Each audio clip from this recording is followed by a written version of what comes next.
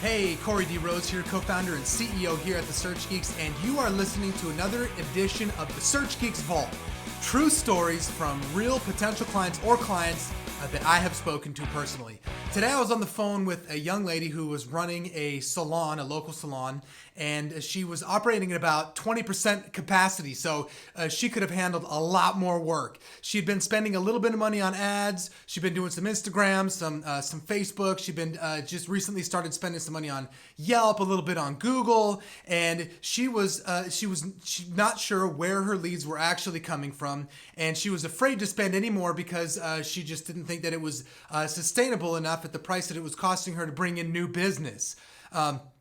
And as the more that she spoke, the more I just picked up on some fear that she had about spending more and investing more in her company because she was unsure of market conditions. She was unsure of which channel was actually working. She was actually even talking about closing shop, but she wanted to first be sure that she covered all her bases, which was why we were on the phone discussing some of these pains.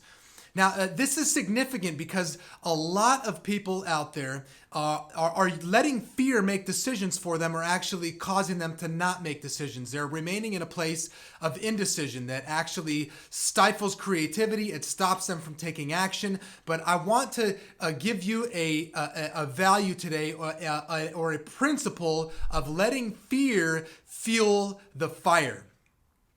If you're allowing fear to stop you from doing something like maybe pick up the phone to call new leads, to call existing clients, and you're telling yourself, you're using excuses like, oh, I need to go prepare for the call. Let me go have my coffee. Let me go have my cigarette, and then I'll come back and make the call. You are giving fear the one thing that it needs in order to actually get a stranglehold on you, which is time. The more time you give fear, the more powerful it actually becomes, the more it just rolls into this giant snowball in your mind of ineffectiveness, of chaos, of anxiety. And when you take away fear's favorite food, which is time, then you are all of a sudden now blowing through that fear with power, with authority. And that is the main thing in business that when you run into something that you're afraid of, that's an indicator that it is time to move and time to move quickly.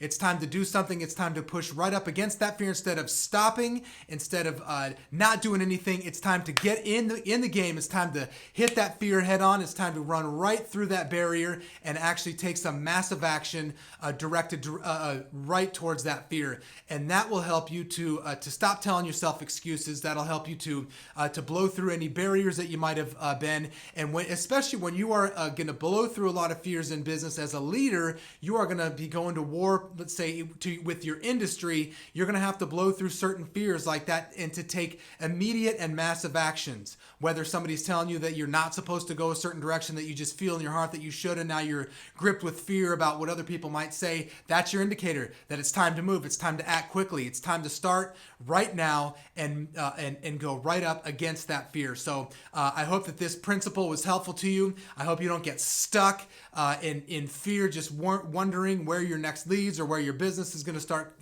continue coming from, and that you actually push through those fears and do what you know you need to do, which is to take action and do it right now. And watch how your creativity will come out. Watch how all of a sudden you'll be operating at a different level. You'll actually energize yourself to go ahead and do a lot more and be more productive than what you even thought possible as you were struggling with that fear. So let fear feed the fire in business.